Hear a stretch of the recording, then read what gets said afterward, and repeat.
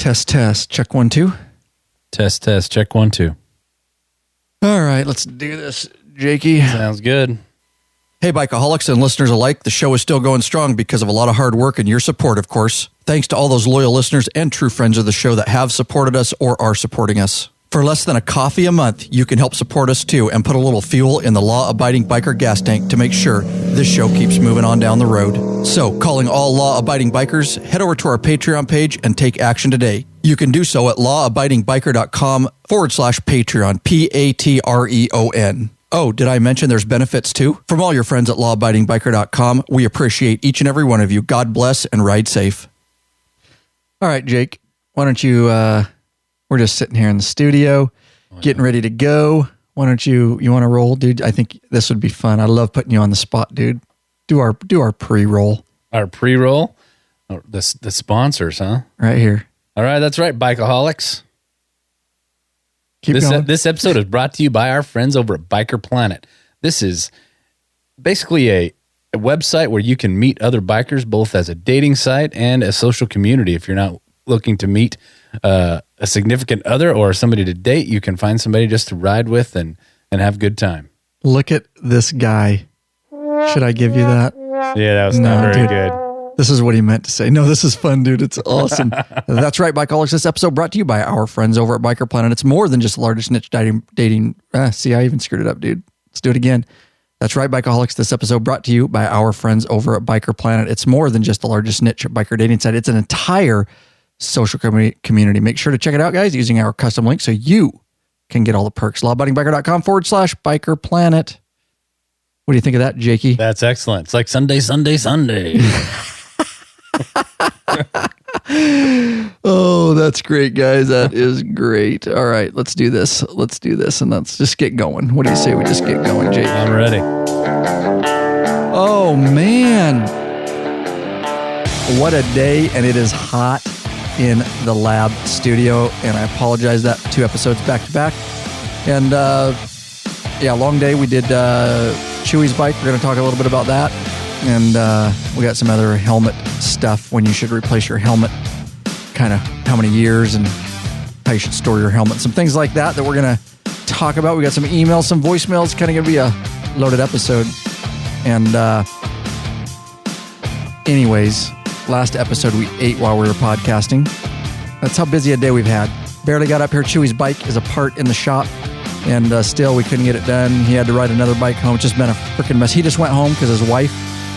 It's been one of those days, guys. She cracked that whip. Oh, she cracked the whip all right. His balls are in her purse. Straight up, dude. That's right, Bikeaholics. Welcome back. This is the podcast for the motorcycle majority of the Big MM, also known as the 99%. That's right, large and in charge of the motorcycle scene more than any time in history. You can guarantee that. That's right, guys. By listening to this very podcast, you are part of what we call the biker revolution. Mount up, Bikeaholics. Let us take in another wild ass ride. Of course, you know. That's right. You already heard him. Tried to do the pre-roll. Epic failure. No, he did good. No, that was pretty bad. I put Jake Justice on the spot. And he was not expecting that at all. I like doing that to you guys. It makes for fun because I'm sure it brought some people some chuckles. He was doing our Biker Planet pre-roll. Those guys supporting us over there at Biker Planet. We really appreciate them, guys. They care about the law-abiding biker community. You guys have heard them now on several episodes. Really caring about the biker community. So give them some love, guys. lawabidingbiker.com/Biker Planet. We'd appreciate you checking that link out. Helps us out, helps them out. And we just hope that we can continue them supporting us and our relationship with them. Really cool. All right, Jakey. Do you know who this episode has brought? Do you know who else brings us this very episode, guys? Yes, I do. Who? The patrons. Oh, you said it. Why don't you roll? All right. We'd like to thank Tim Valdez of Arvada, Colorado. Jeffrey Allen of, looks like Lindaboro, New Hampshire. And Eli Robles of San Antonio, Texas. Robles of San Antonio, Texas. Thank you very much. Thank you very much, guys. Ralph Kuehl of Manchester, Missouri, top tier patron, gets access to all our for purchase videos upon request. Al Long of Centennial, Colorado. John Schroeder of De Pere, Wisconsin. He's also top tier, amazing. The patrons coming in. And of course, top tier on top of it, absolutely amazing. LawAbidingBiker.com/Patreon, Patreon. You can pledge a certain amount per piece of content. Know that you're supporting us and that this show is going to continue on down the road. Helps put a little fuel in the Law Abiding Biker gas tank so we can keep this thing heading on down the road for you guys. There are perks over there, t-shirts, and of course, access to videos in the private Facebook group, which is a world all in itself and a forum. Unbelievable activity in there. Jake's in there, huh? Oh, yeah. That's great. Once in a while, Jake posts pictures of himself in Speedo. And if you haven't seen those, you're missing out. I've been asked by several patrons that you are banned from the group, but I said I just cannot. He would never come on another podcast if I banned him. Try to delete his Speedo pictures. You can hide those if you want to. Oh, but it's a lot of fun over there, guys. Absolutely. You've heard us talk about the fun that we have and the resource that private patron only Facebook group has become. Unbelievable the amount of help and guys with so much experience, more experience than I in mechanical stuff, helping and talking to other bikers work through issues. Amazing. You've seen some of that, Jakey? Oh, yeah. Somebody has a question, even if we don't know. And now it's so big, somebody always has something to say, and it's good. And I think it's helping some people out. That's right. Sure. That is right. Things that piss me off. Nice. We're going to do it. All right, Jake. Real quick before we get into our main topics, guys, I'm going on a rant. Here's what I don't understand. I'm kind of an anal guy. Not extremely anal, much more so when I was younger. But I do have multiple computers up here in the studio. I also at my job that pays me, my regular paying job, I use computers too. Now, I've never understood this, and it drives me freaking nuts. I like my computer screen clean. I don't know if that's weird. I don't like grease all over it. I don't like dust all over it. It's not weird. Okay. I'm feeling you. I'm glad you're feeling me. Not literally, but you're feeling what I'm laying down. All right. Now, and my kids, and I'm teaching them, dude, why is it that you have to come up when I'm showing you something on a computer or you're trying to show me and you're over my shoulder, why do you have to freaking reach out and touch the damn screen, Jake? And you know what's worse about them? They're not just touchers. They push on it. Oh, yes. Why? Why you push on it? Dude, good call. Yeah. It's not a freaking touchscreen, Jake. I know it. It's not a touchscreen. If it's a touchscreen, you can touch it. If you wouldn't do that to a TV, don't do it to my computer. Thank you. And do you think those people think that you can see it better if they touch it? Or because I'm just trying to figure this thing out. Yeah. What is going through these people's mind? Do they think that, oh, he can't see what I'm pointing to, but damn it, if I touch it, he'll definitely. Or maybe they're trying to emphasize the point right there. That's what I want you to see. Right? Tap, tap. If they're mad or intense about something, it just drives me freaking nuts. And some people you don't feel like telling because it's not the appropriate time, like a boss or something. Yeah. But my kids, dude, I finally got them trained, and my wife, that's not necessary to make your point. I get it. And if you really feel like you have to touch a screen, grab a pen, right? And get close. Get close, because then it's more exact than, right? If they want to don't have to clean a fingerprint off then. Correct. And if you just touch it with a pen, and it's more exact. So if a big finger, you don't, maybe they think you can't see what they're talking about. Well, a pin's more, dude. And if you're a screen toucher, shame on you out there. Shame on you. And you know what else? My kids do. It's similar. The computer screen sneezers. Cover your mouth or turn away. I don't need spittle spots on my computer screen. Thank you. And it's the worst when it's in sleep mode and you go to boot up and you look and there's snot and sneeze all over, dude. If there's crust on my computer screen, something bad happened that shouldn't have happened. Correct. Yes. If the keyboard's sticky, there's definitely something that went terribly wrong, dude. If the keys are stuck, I'm just saying, dude. Yeah. That's one for me. So and the problem is I work at my work. There's a lot of computers that are shared and they're absolutely disgusting. Now, here in the lab studio, I've got 2 computers, 4 monitors. one extra monitor for each, and they're glazing clean. This is my space. But at work, I can't control a lot of that stuff. So, all right, dude, I feel better just getting that out to the law-abiding biker community, because I know there's people out there that are feeling my pain, or there's people out there going, I touched the screen. Maybe we've converted some screen touchers. Maybe we cured some closet computer touchers. Yeah. I feel like I'm making a difference right now. We may not be helping people with bike shit on this motorcycle podcast, but we're helping. If you just changed one person, addicted you made screen a difference. touchers. Dude, no doubt. I love it. We've done a few of those lately. People really like our little rants like that. So that's why we do them. We wouldn't do them if we got people not liking them. Okay. So let's talk about this real quick. New for purchase video, guys. And that is, we put it out some time ago, but it's one of our higher end videos. Of course, 95% of our content is for free. We do sell a few videos for obvious reasons to help support this show. Because as I stated already, this is not our paying jobs. Although we get a lot of support and we appreciate that, it goes right back in. So this is a for purchase video. It's how to remove, install, repair a Harley starter and starter clutch. lawabidingbiker.com/Harley starter. All right. Helping a ton of people. So here you go, Jake. This is what happened. The reason we did that video is the night train I had that we got acquired to do some projects on. The guy, when I took it off his hands, it wouldn't start. So I was taking a risk with this bike. And so if you try to start your bike and it starts and you hear click and it doesn't start, you want to replay on that? Yeah, that's a good sound. Click. That's how it sounds, bro. I don't have a sound effect for that. If you hear that sound and it's just spinning and it's not turning over the motor, I knew pretty much that it was probably a starter clutch.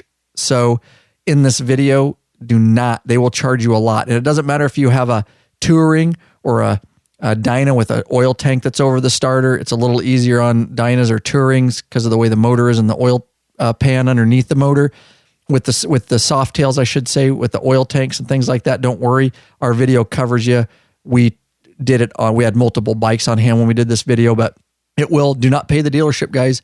We have guys backflipping because of what their dealership wanted to charge them for this. Oh, wow. And what were they wanting to charge? Ooh, Well, we won't say. Yes. But yeah, big bucks. A lot. And if you guys have ever had a repair through a dealership, then you know what I'm talking about. Yeah. And for the price of a starter clutch, we take the starter out. We even show you how to test the starter on a workbench. We show you how to diagnose it. And then we go, of course, our videos are so detailed that you'll be back up and running with a new starter clutch and many, many hundreds and hundreds of dollars richer because of it. Speaking of, with all that money that you save from our free videos on YouTube, our YouTube channel, lawabidingbiker.com/YouTube, saving a ton of money, people out there. Rave reviews, almost 3 million views on our YouTube channel as of the date of this podcast. Wow. Yeah. And then our for purchase. And so with all that money saved, you can do exactly what Chewy's doing, and you can start investing in an assload of black parts for your bike. An assload. Yeah. An assload. And gaskets. Oh, and gaskets. $35 gasket for his primary cover. Oh, yeah. That's an expensive damn HD gasket. And no, it's not made of gold. I looked at it today. Yeah. I was with him when he bought it, and you got to be kidding me. Tell me about this black. So here's the deal, guys. Chewy was supposed to be on this podcast. We batch process our podcast. You guys know by now, because we want to get them out to you guys without a break. And it is so hard. And we're so busy that I get a couple topics and I make some show notes, and then we try to do 2 every time I have people over here, at least 2. We do 1 live, and then we usually do 1 not live, just because the live people probably don't want to stick around for 4 hours. But so we do 1 live, and we just got off the back of a live one. It was Chewy was in that one, and then all of a sudden, it's been a long day. We're going to talk about the black parts on his bike and some of the frustrations that we went through, and why we ate at the last podcast while we were eating, and we barely got going live, and just it was a frustrating day. But you can spend all that money on all these black parts that Chewy's doing. And I guess what I was saying as I got off track there is he had to leave. He got up after the live podcast and says, I got to go. he jumped up and said, I got to go. My wife's not feeling well. She's home with the kids. I got to go. Oh, and Jake is absolutely going to give him no freaking no love on that, are you? Yeah, no, I've known Chewy for too long for him to get offended by that. But yeah, I'm going to give him a bad time for a while. Oh, there you go. Straight up. Very nice. Very nice. Yeah, dude. I love it. His balls are in his purse. I was in her purse. Either way. Either way. He's carrying it either way. Yeah, right. Exactly. So it's just Jakey and I. So we wanted Chewy in here to talk about his bike, but let's talk about it. You and I, Jake. What's the deal? When did he start going? He was all normal. He has a 2013 Street Glide. He bought it brand new, and some time ago, he's had it for a couple of years now. Right. Well, about a year ago, he's a little more than a year ago, he started talking about wanting to basically do all the chrome parts black. You know, everything from the crash bars to, What spurred this? Do you know? I think that I was with him one time and we were at a Harley dealership and he saw one and he just really liked it. And I think that's kind of what got it going. And there was actually one that was kind of specially done at the place he bought it, because I was with him when he bought it.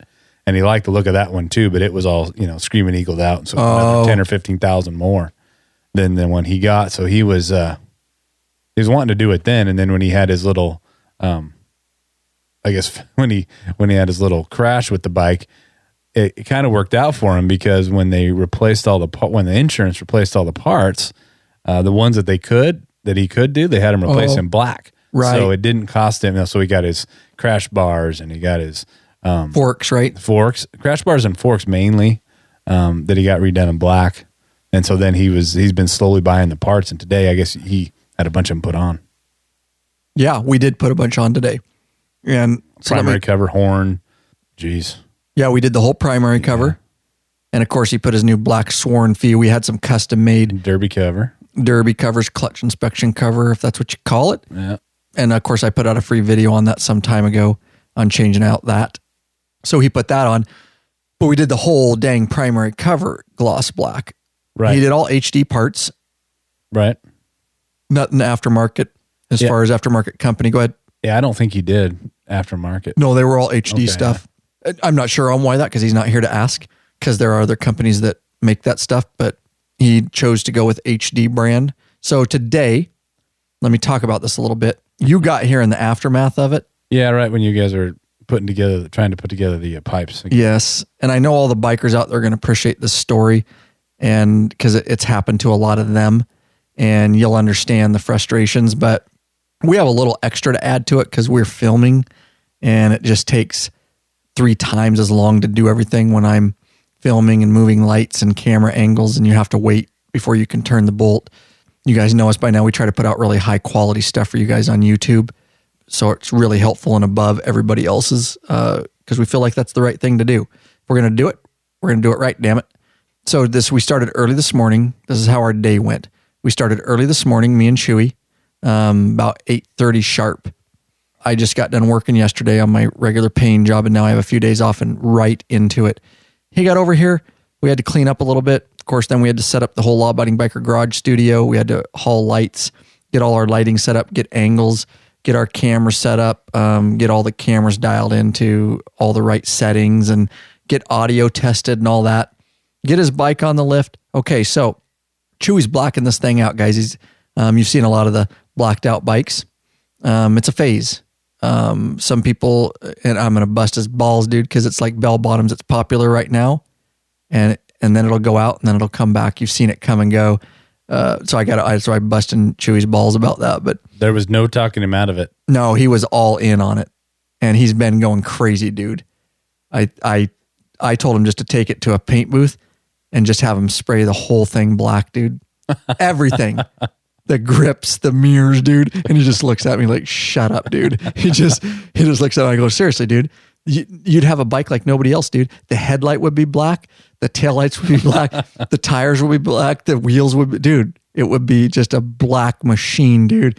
He just looks at me and chuckles, dude. He's like he just wants to punch me. Jackwagon, dude. Yeah. But so we got it up on the lift. We started filming and went at it, and then got the whole primary cover removed. And of course, we filmed all this for you guys. So these are going to be all free YouTube videos that are going to be coming out. And then we went around and we redid the signals in the back, the signal and brake lights. You know how that chrome piece that has your signals? Well, we made that black, and that's a challenge with your wheel on, but we did it. So we didn't have to remove the rear wheel on that particular project. Then we moved around the bike to the right side, if you guys can visualize that. And we replaced the transmission side cover where your clutch cable goes in, or your clutch line if you have hydraulic, because you wanted to block that out. And then the top cover, that chrome piece on the top transmission cover, we replaced that too. And then you have to remove all the exhaust for that. To get those covers off and get access to all the bolts, you've got to, especially with his aftermarket exhaust, he's got Screaming Eagle. It's not aftermarket, but it's not stock. Screaming Eagle exhaust, you have to take all the headers off on that right side to get at that stuff. And while we're at it, of course, we replaced the cam cover, because you got to take the exhaust, and then you got to take the floorboards off and all that kind of stuff. You got to strip a lot of stuff to get at that stuff. Once you strip everything, they're not extremely difficult. There is some skill to getting the clutch out of the clutch housing. The clutch, there's a plate there and some ball bearings and cable and stuff. But I show you exactly how to do that. There's a really easy way. A lot of guys get frustrated with the spring clip in there, but I have a trick. You can basically do it with your hand. So look forward to those videos. Of course, they'll be coming out on our YouTube channel, guys. But what frustrated us is that took all day to film and do. Plus, I had to leave and pick up my kids. Plus, we had to leave real quick to get a bite to eat. But we worked hard and worked through, and he's such a sport, getting angles for me and letting me redo shots and stuff. But we had to take his exhaust off, and it was just we got all the gaskets. Speaking of, all that stuff took new gaskets. So he probably spent $100 in gaskets or something like that. How about oil? Didn't he have to redo the oil too?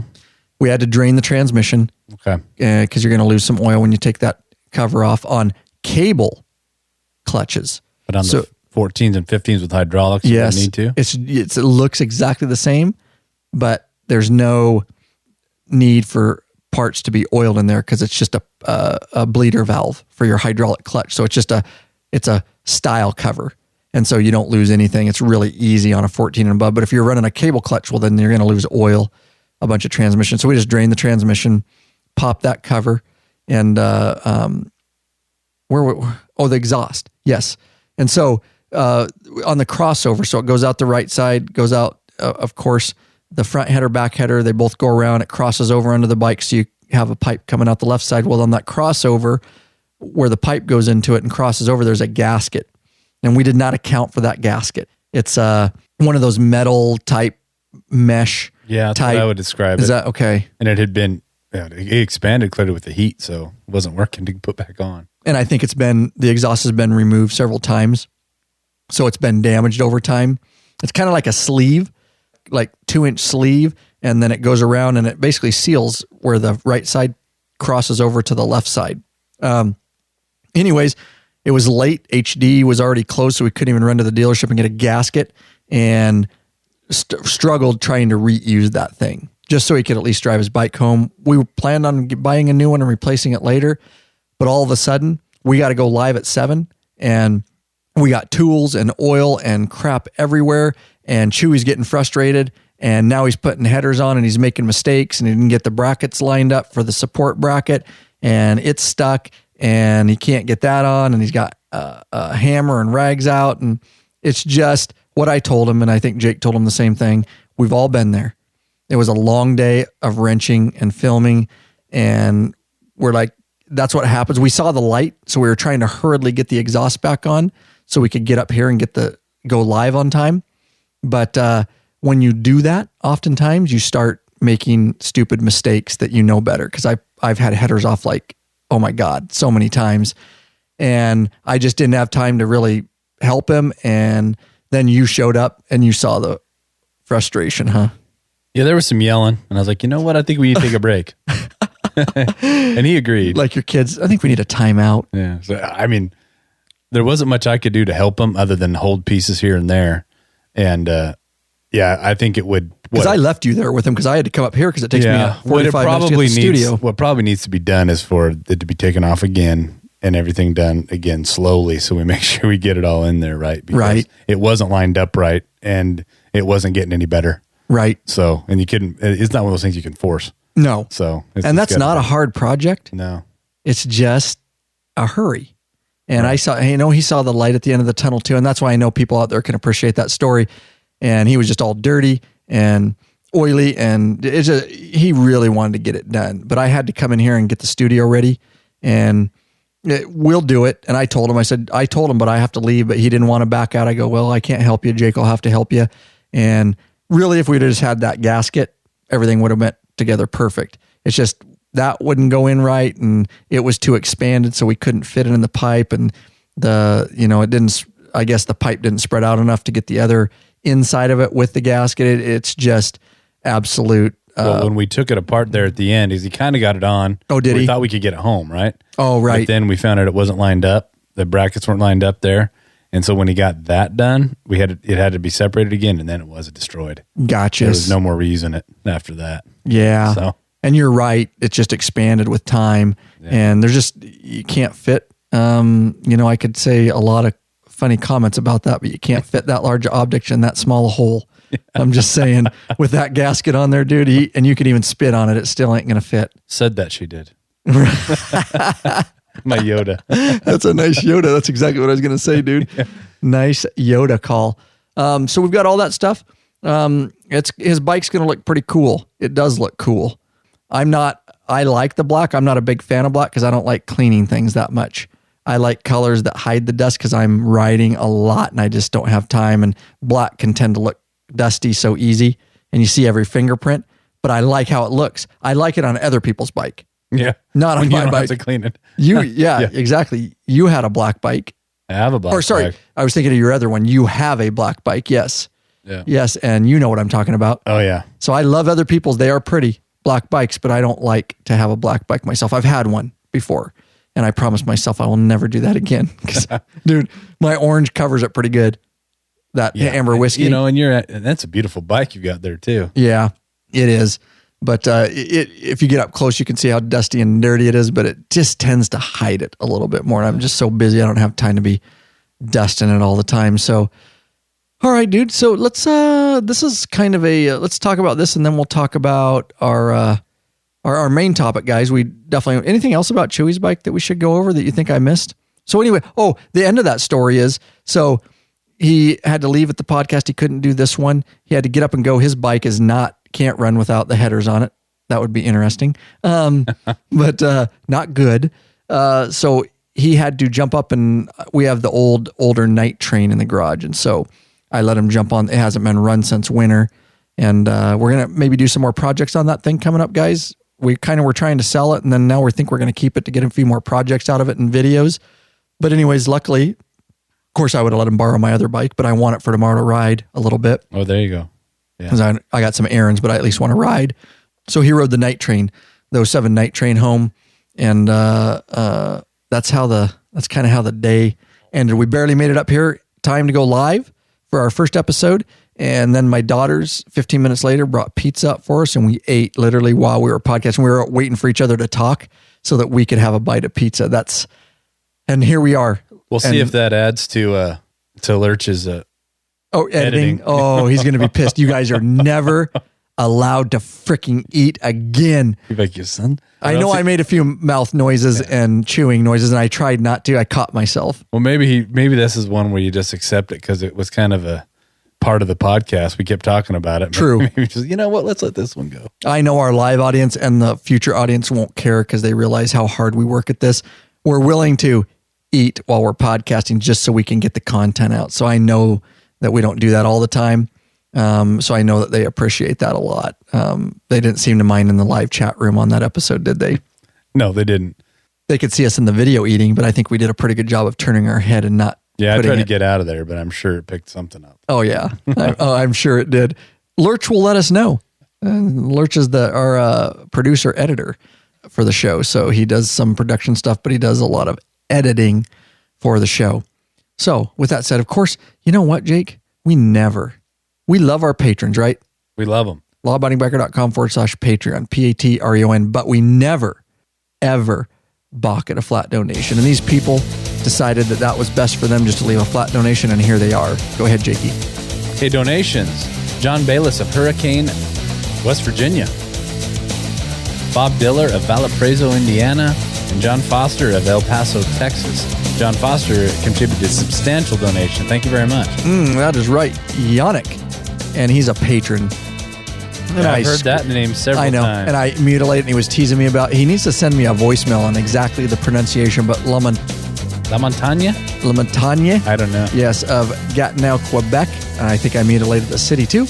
Also a patron. Unbelievable that he's a patron and pledges per piece of content, but yet he still goes and leaves flat. The guy's so involved in that in the private Facebook group too. Paul Burwalt of Baltimore, Maryland. Thank you. George Emmanuel of Lindell, Pennsylvania. lawabidingbiker.com/donate if you want to help put a little fuel in the Law Abiding Biker gas tank so we can keep this thing going on down the road. It is expensive, and the bigger it gets, the more expensive it gets. Just had a website crash I talked about not too long ago, and we set a lot of this money aside for tragedies like that, and things break, equipment breaks, websites break, and we got to keep it going for you guys, and we can't do it without you. So, of course, we love those donations. This is a funny voicemail. Shall we just listen to this, Jake? Oh, yeah. And then we'll comment on this, and then we'll get into our main topic, which is, if we didn't even, helmets. Yeah, we did say it. We're going to talk a little bit about helmets. G'day, guys. It's Long John calling from Western Australia. Mate, I've just listened to your podcast 44 and just had to make a comment about the bloke with the erection riding the BMW. What the guy doesn't realise is his wife was actually putting Viagra in his coffee every morning, so he'd get an erection, get uncomfortable, come home and maybe use the erection on his wife. Hasn't he worked that out yet? Doesn't he have a sinister mind like the rest of us? Women are evil. You should know that. See ya. Dude. Well done, dude. Did you listen to that already? Oh, yeah. Women are evil. You know that. Dude, how is that cool from Australia, dude? Oh, yeah, dude, one for him. Straight up, dude. And so what he's referencing, do you remember that episode way back?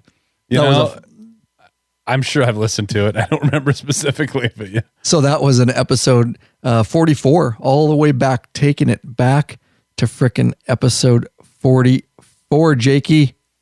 Wow. Yeah, we're taking it back. Dream sequence. And that's when we talked about, it was a BMW. It was a specific BMW, and the guy had a serious problem, dude. And it was a funny episode. But the guy was riding, and this was in the news, dude. And he sued, and we talk all about it. Well, I'm not going to do the whole episode over, obviously, but this guy sued BMW because this bike, every time he rode it, he was getting an erection. Did he blame it on the vibration or dude? No, it's just the way the motor turned, and it was this specific BMW bike, and he literally sued BMW for his erection problem, saying the bike was giving him an erection. So funny from Long John of Australia, saying his wife was actually putting Viagra to get him a hard on. So when he got home, dude, yeah, that's funny. Well, I certainly love my Harley, but I can't say that's ever happened. If it did, I already ride almost every day. I'd probably ride twice a day if that were happening, dude. I'm just saying, dude. Oh yeah. Yeah, I would just straddle my motorcycle every chance I got, Jakey. I'm not gonna lie to you. I wonder what the judge said when they were reviewing that lawsuit. You're just like, are you serious, dude? Funny podcast episode though, taking it back to episode 44. So thanks. And if you want to leave a voicemail, of course, lawabidingbiker.com/voicemail. You can leave it right from your computer from anywhere in the world, from your computer microphone. That's how Long John did it. Free, no charges. Gotta love it, guys. All right, moving in to our main topic, guys. And this is basically, there's a lot of talk. Should you replace your helmet? When should you replace your helmet? Do helmets last for a lifetime? Are they only good for a certain amount of year? Does it matter what kind of helmet and how long it lasts and all that kind of stuff? So let's just get right into this. Jake, without giving the exact answer, did you find anything that, I guess we'll say up right now, there's some recommendations that we're going to get to. Right. We will get to the recommendations, but did you find anything when you were doing your research on any definitive, like it's got to be done at 4.25 years? No, there wasn't a lot of, okay, it's got to be done right now. It had more to do with, how you cared for it, how much you rode, how much you sweated, how you washed it, the type and thickness of the foam. The EPS. Yeah. Now sorry to go ahead. Finish. Sorry. That's my fault. There was just a lot of different things. And it just, there's kind of I think there's a high end of how far you should go. That's pretty standard. What people recommend, but it was nothing set in stone. True. Now, if we take it back, were you on this episode? I was. So here's a reference episode that we want you guys to know about. And this, if you go back to episode 94, it was actually a very popular episode and a lot of time and research went into that. Remember, Jake? I know you did a lot of reading too. The difference between the different ratings on the helmets. Yes. Episode 94, a must listen, guys. Motorcycle helmet ratings, DOT, ECE, SNELL. What does it mean for bikers? lawabidingbikeR.com/94. And I did a plethora of show notes for that episode. Look at this, dude. I spent a lot of time about penetration tests and retention system tests and impact attenuation. And man, I did write a lot. Holy cow. Oh, yeah. Anyways, so listen to that episode. Now, this is a follow-up to that episode because we got the question after that episode, like, okay, well, we get it, the different ratings and what they mean for me, but how do I and when do I replace? We didn't really get to that. So it was a great question. And I wished I usually have the email for that to read who asked the questions, and somehow I could not find it, but I know that I put it in the notes for a reason. So let's look at a couple things here. So we've got a couple article here. So the general rule is to replace your helmet every 5 years. But what if you drop it? This is an interesting question, huh, Jakey? Right. Everybody hears, oh, you drop your helmet, you got to replace it. Yep, and I've even been told that by people before. Do you believe it? Based on your research now? Based on the research and what I know now, no, not specifically, unless you crack it. If there's any kind of crack in it, then yeah, you do want to. But just because you drop it once doesn't necessarily mean you need to replace it. But you want to look at it afterwards and make sure it's still functional. But doesn't dropping it break down the... It can. So you don't want to just drop it all the time. If you drop it once, you're going to be okay. But if you drop it a bunch of times, you need to understand it's probably going to affect, I guess, the effectiveness of it, what protection it can provide you. And you're talking about dropping it like a normal biker drops it, not from like an 8-story building. Right. I'm talking, you're carrying it in your hand and you drop it, or you're going to be putting it on or you set it on your seat and it falls off. That's what I'm talking about, dropping it. And you drop it from that kind of distance. Yeah, that's not going to be good. Right. From a high distance, or high place, which wouldn't make sense. Probably not going to happen. Right. Yeah, that, and that's from what I researched too, is, that old myth of, like Jake says, of just dropping it off your bike and stuff. I guess I had dropped when I was younger. And even I shouldn't even say when I was younger, even since I've had Harleys, I'm not going to lie to you, I've dropped my helmet. And you cringe, especially if it's an expensive helmet. But I had heard that in the past. I had heard that, you drop it, you got to replace it, man. One thing I read was that is probably something that is perpetuated by helmet retailers. No. Say it isn't so, no, Jake. Yeah. Say it isn't so. Yeah. Imagine that. I agree. Funny thing is, because I don't have money to just go buy a new helmet, even though I knew that tail that you had to do that, I never did it. Yeah. I still dropped my helmet many times. I was like, hell shit. I hope it's all right. And I sure hope I don't really need it, which is probably kind of stupid that I didn't research it back then, which is kind of cool. This podcast forces us to research a whole bunch of stuff for the audience.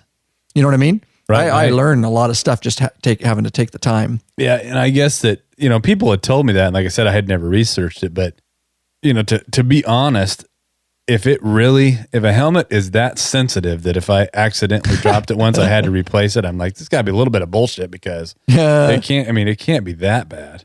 Yes. That's a good call. I didn't think about that. Yeah, if your helmet's that weak and it's supposed to protect my brain and my head in a serious collision, right. But yet it can't be dropped once from the seat of my bike, or it's bad, that should concern me. And don't tell me that there's too many bikers out there this hasn't happened to at least once or twice in your riding career. Oh, I mean, hey Jake, that would be like somebody saying, "Hey," in your car, right? This just came to me.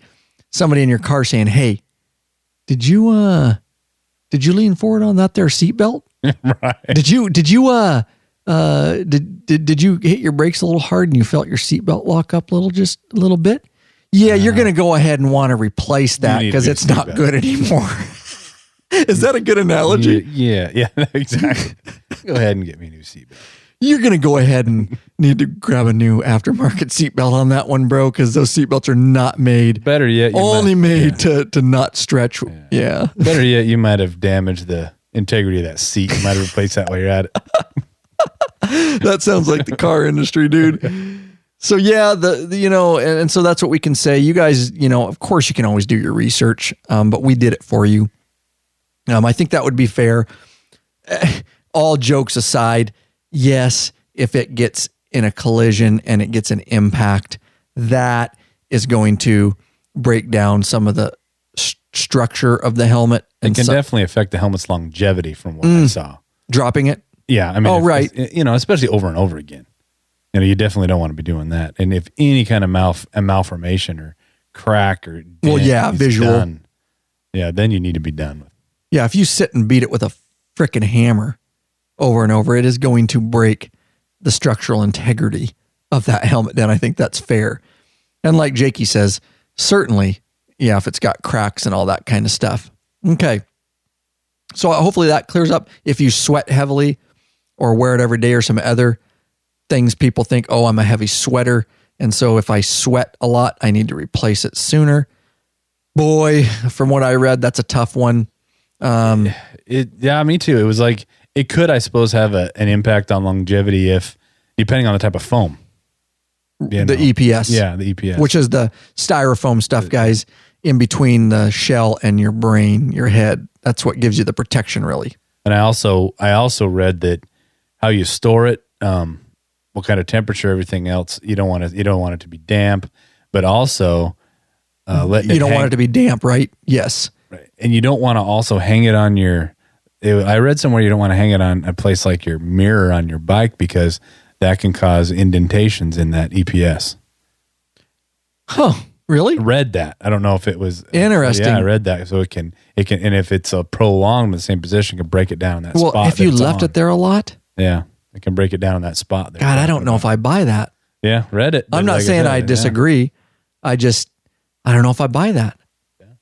I think if you left it there a long time, I agree, the pressure, but... Well, I agree. It's one of those things like if you drop it once. I mean, if you put it there while you go eat lunch, probably not an issue. But if you store it there all winter, maybe. Right. That might be what they're talking about. Yes. Now that I agree. Because I know people that, I mean, even I see police motors putting their helmets up on their mirror, Right. So but good point. Good point. And I agree. You wouldn't want to put it in there over winter. I think that could cause an indentation, but take it as what it is. So obviously, Jake, you brought up some good points, right? You wouldn't want to, obviously, if you leave it out in direct sunlight, it is going to break it down over time. Sun breaks everything down. Right. If you want to keep it in a, fairly temperature controlled area, obviously Jakey said you don't want to have it damp, right? Right. You did mention that. And I think that's where the sweat comes from. I think if you sweat, but then you just let it air dry, but if you were like sweating and then put it in a bag so it couldn't dry out, I think you would have issues. Right. I could see that too.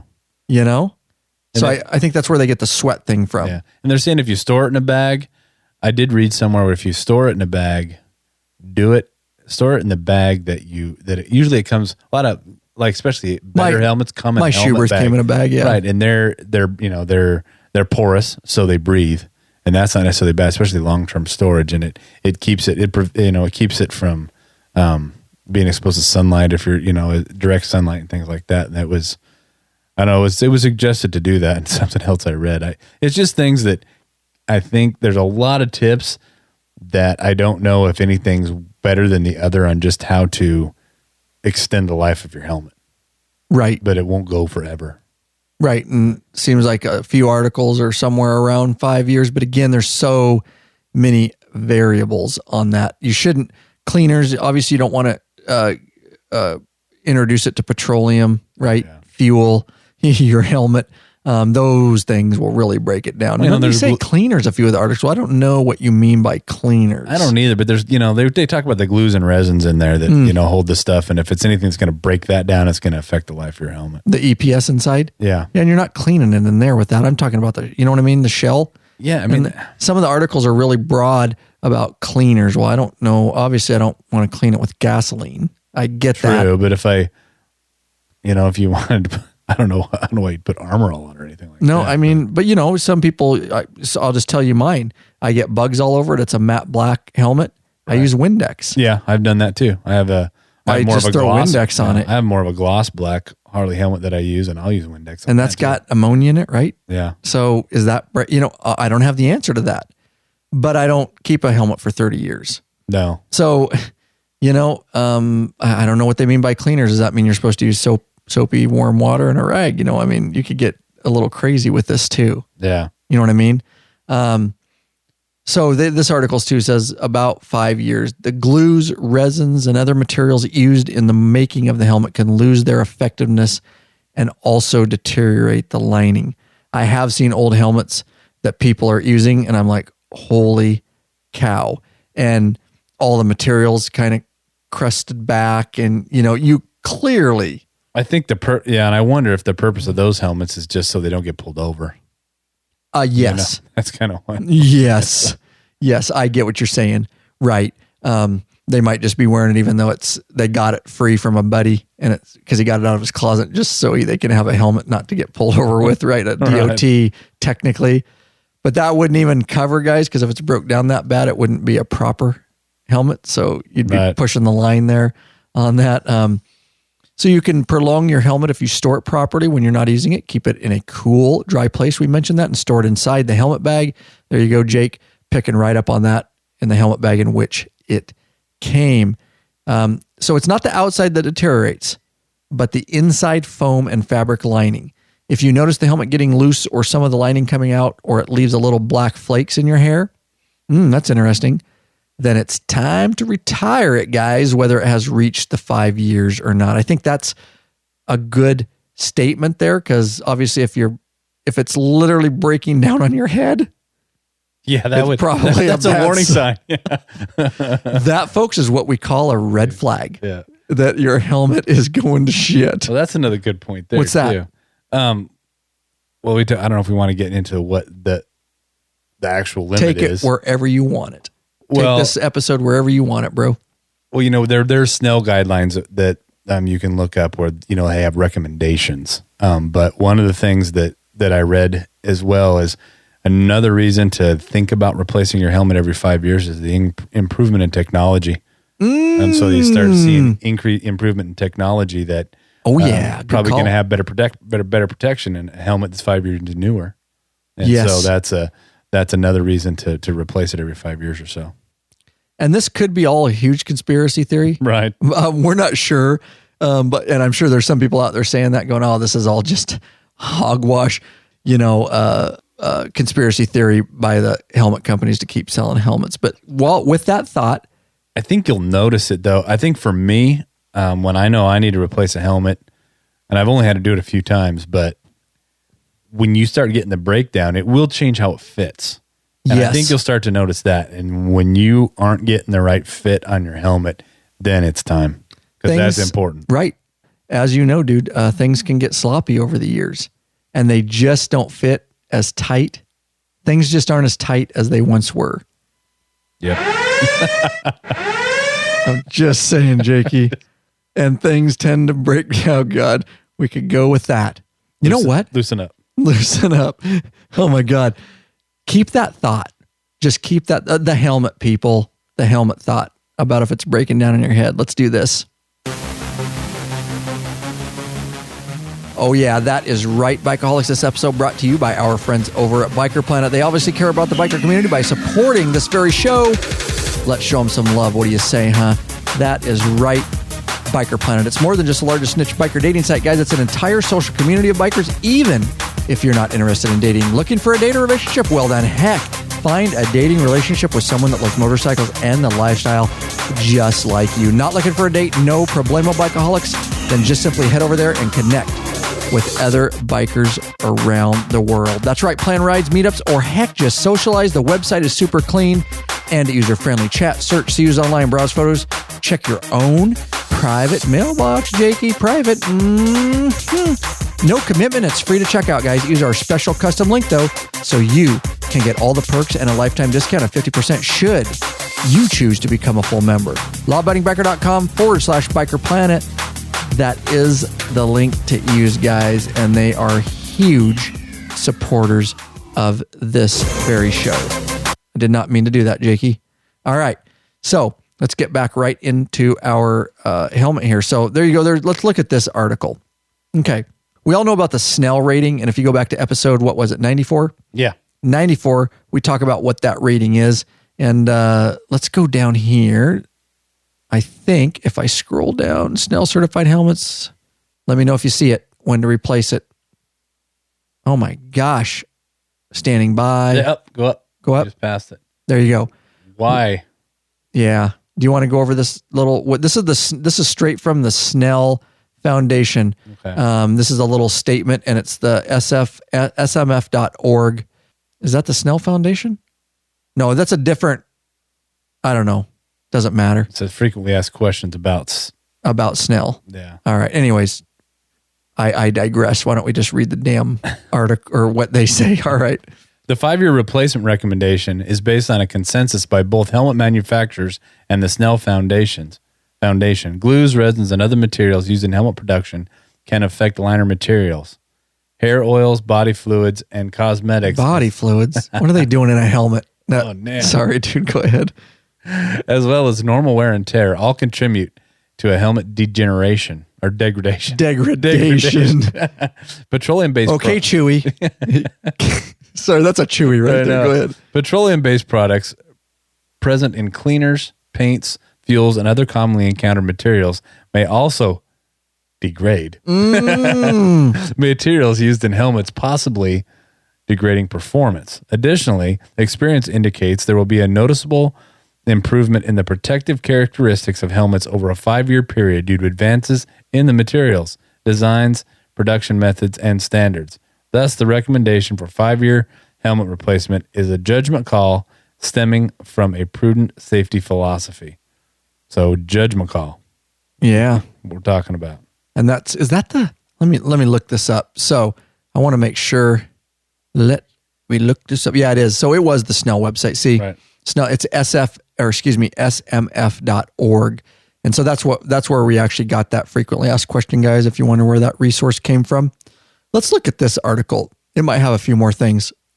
All right. So every helmet manufacturer, let's do some high points, recommends replacing its helmets at least, again, every 5 years. Kind of seems like the standard everybody's biting on.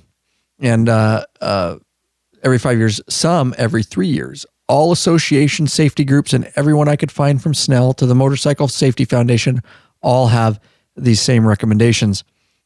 Obviously, SNELL would be a good one. That's why we wanted to bring it up, because they're obviously a reputable source, guys. So we certainly wanted to quote one of their frequently asked questions.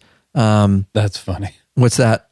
The one guy concluded after reading this that a helmet I wore from my friend's garage might have been slightly more effective than a paper hat.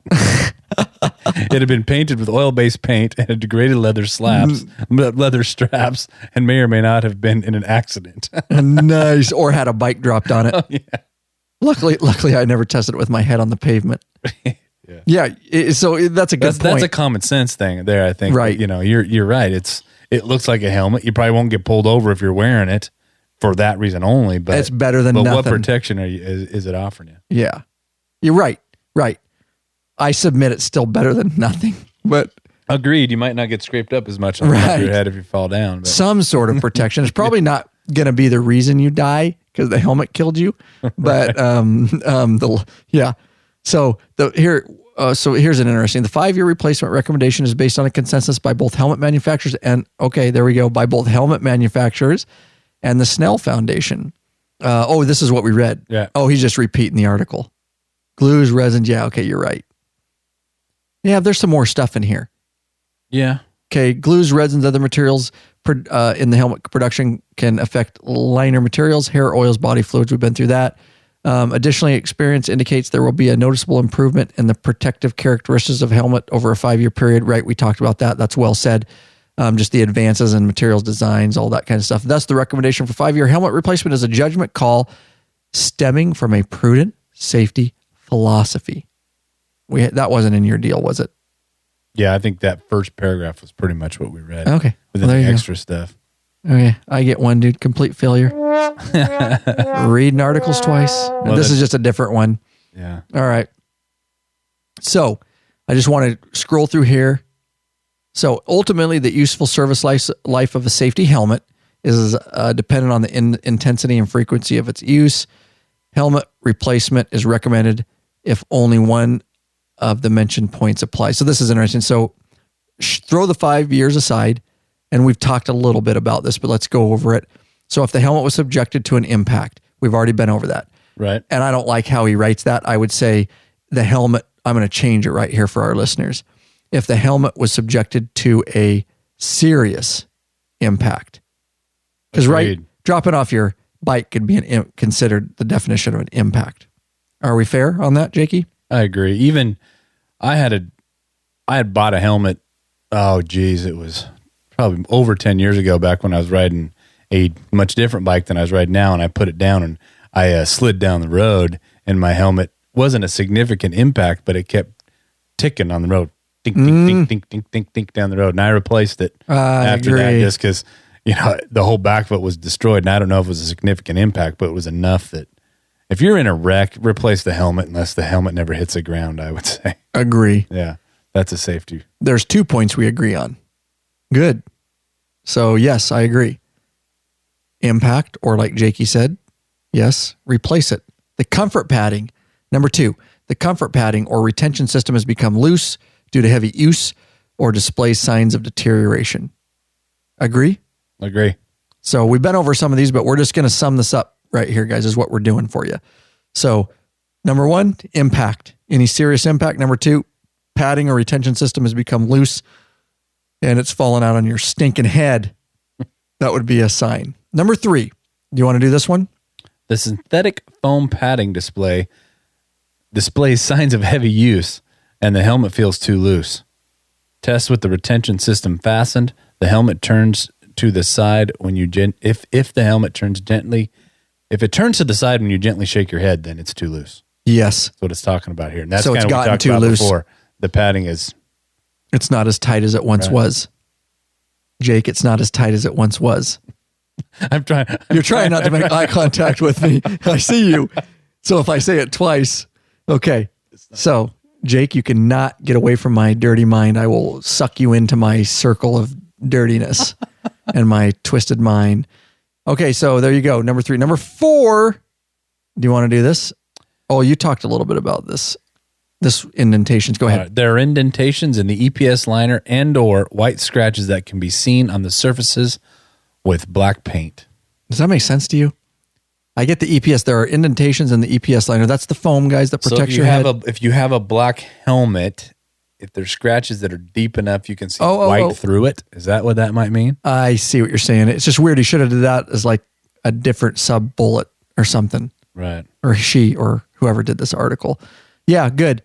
So liner and or white scratch can be seen on surfaces with black paint. So yeah, I guess that's what that means. If the helmet's got such deep scratches. That might affect through to the EPS or something. Yeah. Or maybe he's talking about scratches deep enough through the shell into the EPS that would show white. I don't know. It's a weird one. I don't know, because I've got a couple scratches on my helmet that show white, but it hasn't been in a major impact. Well, there you go. Maybe that's what he's talking about. I have a question. Or she. If your strap, say you have a strap on your helmet, that thing breaks. A strap on? Oh, my helmet. Having a hard time getting away from it. Sorry. For the tight plate, for the not so tight. Oh, jeez. You're off track. No, I'm totally off track. That's Sir, what probably made it not so tight. You are out of order. Sir, you are out of order. Go ahead. You have scratches on your helmet. It shows white. Yeah, but if you have your helmet strap or tension strap, if that thing breaks, are you getting to the point where that helmet's too old, needs to be replaced, or replace the strap? I don't know, dude. They say they say the strap retention system is very important. Yeah, very important. I think I'm going to add to that. If my strap broke, and this is my opinion, right, based on the information we read and researched. If my strap broke down here under my chin where the buckle is, right. Some people use the D-ring. I like my Schuberth has the nice. It's like a snowboard strap. I like to say it too. It's got the ratcheter. Okay? Oh, really? It's got it's super nice, dude. And you put it in my full face, and you put it in, and you ratchet. And so, you know what I'm talking about? Like a snowboard buckle. That's how a lot of helmets, high-end helmets, do it. So if that broke, like the plastic broke, well, I'm just going to replace that strap because that's not really the integrity of the helmet to me. That's just the frickin' buckle mechanism. Now, if it up here where it actually ties into the helmet and something broke up there, aside from just the strap and maybe where it ties on the metal buckle or something, I think that has to be taken into account. Yeah, I agree. You know what I mean? That goes deeper into right. Okay. Into the shell of the helmet. So, right. All right. So last 5, even if none of these applied, we, a particular company, I'm not going to say their name, shall we, recommend replacement in 5 years after it's first purchased at retail. So there you go, guys. That seems to be, hopefully those are good things to think about because honestly, I never really thought closely until we started digging into this, till we got asked the question. And again, guys, here at Law Abiding Biker Media, we are here for you. We have never claimed to know it all. We don't know it all. We are learning with you, and we bring the content to you. Yes, there's a lot of things we know because we're pretty experienced with motorcycles and stuff, but I've learned more in the 3.5 years doing this podcast and the YouTube. I've learned more about motorcycles and everything motorcycle because I'm forced to than I ever knew before. And there's people that know a whole bunch more than us. So don't think for 1 minute that I knew this ahead of time. Some things I do. I had to research this and I never thought about it, dude. I would have kept a helmet for like 20 years and never thought of it. Well, I think what I got from this, and granted, don't take what I'm saying as an expert opinion. It's, from the research I found, I'm not an expert in the field at all, but I think my rule of thumb after the research I've done on this is going to be, unless something screwed up happens, I'm going to be thinking every 5 years or so. That's what I'll be looking at. Right.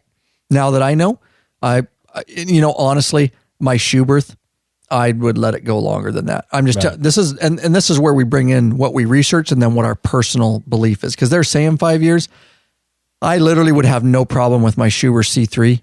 And if you guys want to get that video, I did a review of it, lawabidingbiker.com/Schuberth C3. And I can see too, if you've got a helmet that's a very high quality helmet, and nothing messed up happens. Yeah. Extend it. If if I would go 10 years with that easy. And you don't feel an issue with the fit. It's not getting loose. Yeah. I think you're all right. Right. If she's still holding tight, well, hang on to her. Yeah. Hang on to her as long as you can. You don't have to get that thing refurbished. Oh my God, Jakey. This is interesting. Okay. So assuming you want to replace your helmet as recommended, when does the clock start ticking? Helmets now have manufactured dates inside them, but it is unlikely you would buy it the same day it is manufactured. If you got it for Christmas and then waited 6 more months to wear it for the first time, what happens then? So you can see above that this company that somehow is involved in this article, Shoei, recommends replacing 5 years. I like Shoei helmets. I'm just teasing. Is it Shoei or Shoei? I never know. Shoei. Yeah, I don't know. All right. Retail purchase, 5 years from retail purchase date, but not all manufacturers or safety groups have the same response. Many of them recommend replacement from manufactured date, not date of purchase. I'm going with common sense here. Because you can't control how long a place is going to hold it in there. Right. You go to a Harley dealership, and when was it? I think if it's been in a box in a store, online store, and it hasn't been exposed to elements, and I think you can go from the date you buy it. Right. I'm not thinking it's really breaking down too much. You wouldn't think so. If it was 30 years in a factory waiting, maybe. Yeah. But God, that you could really get anal about this. Yeah, you could overanalyze it. I'd go by when you bought it. Yeah. What do you say? I agree. What's your gut tell you? My gut. What's your gut say? My gut says when you buy it. I mean, it is a lot of common sense. What's it feel like? You can tell when it's. I honestly think you'd be able to tell when it starts to break down, or if you did something bad to it, you're gonna know. I'm gonna do it from the time I first start using the helmet. Right. Granted that it's been in the box in a safe place, and then I pull it out and use it for the first time. That's kind of when my clock. Is that fair? Yeah, I think so. All right, so there you go. Anything else on this? So at the end of the day, I'm going to give you what I'm going to do. I'm probably, as long as my helmet fits good, I'm going 10 years. And technology does advance a lot. But I have several helmets. I have a half helmet and a full face. So, it just depends, I guess, over time. But I have no problem if it fits good and it feels good and it's not breaking down on my head and all that. I honestly have no problem. Me personally, going 10 years. I think I might be there for a high quality one. I personally haven't been in a situation where I've had a helmet that I've liked so much that I haven't wanted a new one within 5 years. A little change. But if I had something like you've got, it might totally change. Right. And so I think you're probably right. I mean, unless something messed up happens or you notice a significant change, I think you'd be good. Just, common sense. At the end of the day, this is what I would do. Every day that you go riding and you strap your helmet on, just think to yourself, is this fit right? Does it feel right? Does it look right? In my mind, do I trust it? If I go down in a collision, is this thing going to help save my life? If you can answer that question, yes, then you probably don't need to replace it. If you have any question about its structural integrity, or it doesn't fit right, or it's breaking down, then you might want to replace it. A red flag might go off. That's a pretty, like Jake said, common frickin' sense on what you're going to do with that. So just think about that, guys. You might, hopefully this episode brought up some good points for people, as we take it out here. Jake, any last comments you want to say about the helmet, or you think I think we covered it. So hopefully, guys, we did the research for you. We spent a lot of time researching that topic because somebody wanted it, and I'm sorry I lost the email. I probably had multiple emails. I've just been so busy. I've been dragging stuff here, dragging it there, putting it in here, saving it for later. Anyways, guys, we appreciate it. If you want to get a hold of us with your ideas and or comments, you can hit the LAB podcast hotline, 509-731-3548. That's 509-731-3548. Or leave us a computer voicemail. Write a voicemail, I should say, from your computer, the built-in microphone from anywhere in the world for free. lawabidingbiker.com/voicemail. And you know what sucks? I did have it, Jake. You did. And you didn't stop me. All right, time out. Because we do whatever we want here. We do whatever we want at Law Abiding Biker Podcast. That is my bad. Am I not seeing? Didn't I have a voicemail that's how we started this episode? I had a damn voicemail. And the voicemail main topic. The voicemail wouldn't work, remember? Right. And so let's just play the voicemail that started all this. I want to give credit to the guy, David Schwartz from Israel. Let's see if we can ramp up this email. Let's listen to this. Hi guys, this is David from Israel. Great podcast, Lab 94 on helmet safety issues. I just wanted to say, I don't know whether it's true or not, maybe you guys know, but here in Israel they say modular helmets are rated as 3/4 helmets and not full face helmets because of the modularity and the way the front part of the helmet is connected. Also, how long can you actually wear a helmet? I heard it's, 5 years of wearing, and then a helmet has to be replaced. Maybe you guys can weigh in on that issue too. So thanks a lot. Learning a lot from your videos. As I said in an earlier voicemail, I bought your maintenance video. Saved me a lot of money. Looking forward to hearing from you. Bye. How cool is that? Oh, yeah. David Schwartz from Israel. Dude, listeners in Israel. Isn't that crazy? He's left a voicemail before.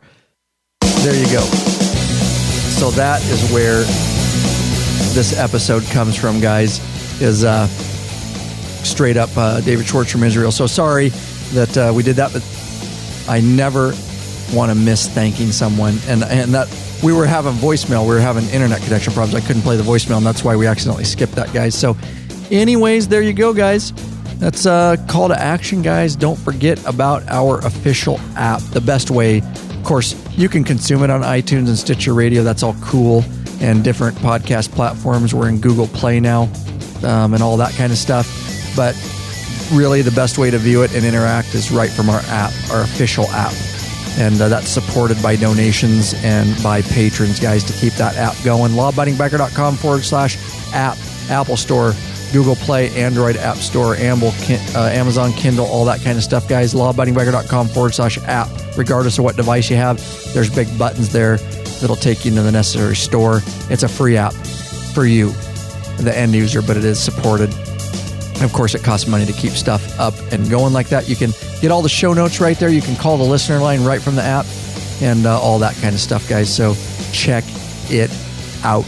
Don't forget lawabidingbiker.com/contact if you want to leave us an email and all that kind of stuff. And then if you can't support us financially, we get it. It happens. Everybody's a different place. We're certainly understanding of that. But don't forget, there are ways that you can help us for free.